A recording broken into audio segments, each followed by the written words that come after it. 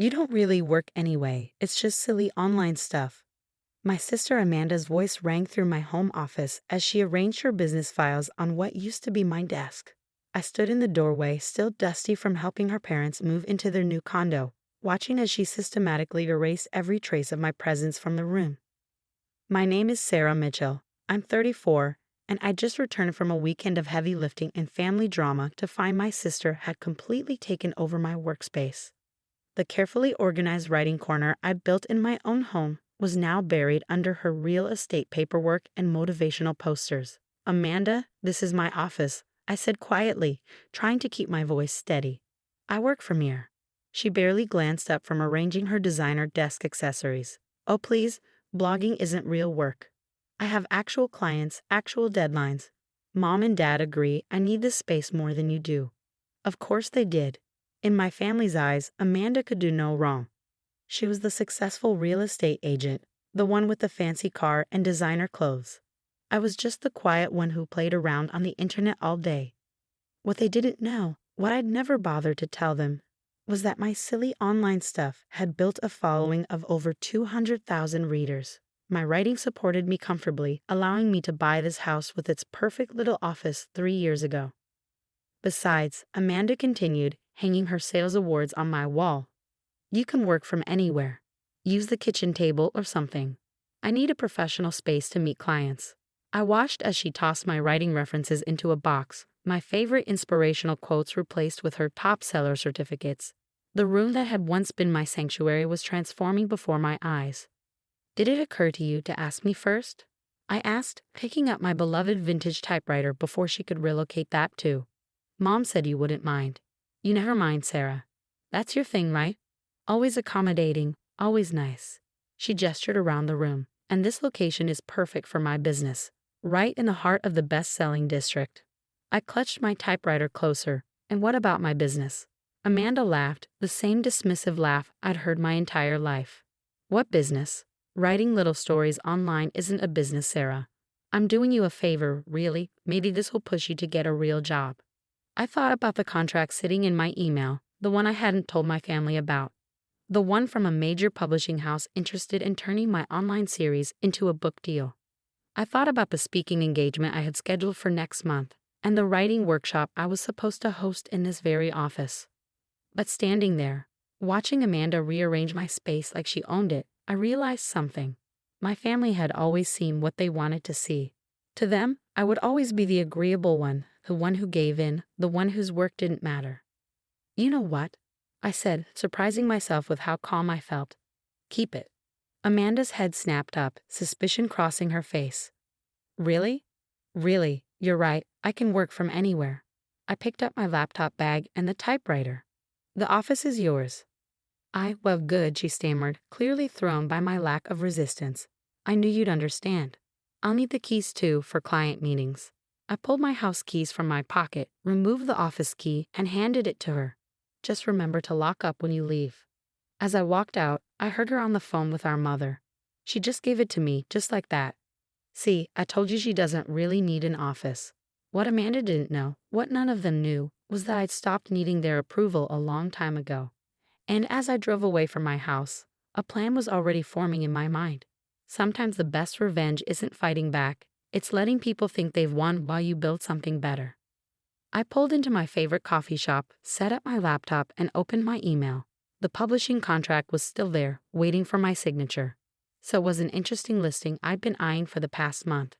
Maybe it was time to show my family exactly what silly online stuff could do. I smiled as I began to type, my fingers flying over the keyboard. Amanda could have the office. I had bigger plans. Over the next few weeks, I watched from my kitchen table as Amanda paraded clients through my home office. She'd installed a giant LED sign with her name in the window, rearranged all the furniture, and somehow managed to make the cozy space look like a sterile corporate cubicle. "Your sister's really making something of that room," Mom commented during our weekly family dinner. "She's already closed 3 big deals there. Isn't it nice to see the space being put to good use?" I nodded, focusing on my pasta. Beside me, Amanda beamed. "I'm thinking of expanding actually. That spare bedroom upstairs would make a perfect conference room." I nearly choked on my food. "That's my bedroom." Well, you could move into the smaller guest room, she said, waving her hand dismissively. It makes more sense for my business. Dad, tell her it makes sense. Before Dad could speak, I stood up. Actually, I have some news of my own. Did you finally get a real job? Amanda smirked. I pulled out my tablet and slid it across the table. On the screen was the article from Publishers Weekly announcing my book deal. Remember that silly online stuff I've been working on? It just sold for 6 figures. The silence around the table was deafening. Mom's fork clattered against her plate. Dad's mouth hung open slightly. Amanda snatched up the tablet, her face growing redder with each word she read. This has to be a mistake, she sputtered. 6 figures. For a blog? For a series of novels, I corrected her, based on my blog. There's also a potential streaming service interested in adaptation rights. But you just write stories online, Mom said weakly. How? I've been writing professionally for 5 years, I explained. That silly online stuff has paid my mortgage, funded my retirement account, and, I had paused, allowing myself a small smile, just helped me buy the old Maxwell building downtown. Amanda's head snapped up. The Maxwell building, that prime commercial space I've been trying to get my hands on for months. The very same. I'm converting the top floor into a writer's retreat and workshop space. The renovation starts next week. Dad finally found his voice. But Princess, that building must have cost. Less than what my advance check covered, I said, standing up. Now if you'll excuse me, I have a meeting with my contractor. As I drove to the Maxwell building, I couldn't help but smile. The look on Amanda's face when she realized I'd snagged her dream property was priceless. But this wasn't about revenge, it was about finally being seen. The contractor, Maya, was waiting for me outside. We'd spent weeks planning the renovation, turning the dusty top floor into something spectacular. Floor-to-ceiling windows would flood the space with natural light. The original hardwood floors would be restored, and the view of the city skyline would inspire anyone who walked in. Ready to make some magic? Maya asked, unlocking the door. More than ready. As we walked through the space, discussing plans and possibilities, my phone buzzed repeatedly with messages from my family. I ignored them all. For once, I wasn't going to explain or justify myself. Amanda had taken my office, thinking she was putting me in my place. Instead, she pushed me to create something far better than I'd imagined. The writer's retreat would be more than just my workspace. It would be a haven for other writers, a place where creativity was celebrated, not dismissed. By the way, Maya said as we finished our walkthrough, that real estate agent who's been calling about the building, she called again today, says she represents a very interested buyer. I knew exactly who that agent was.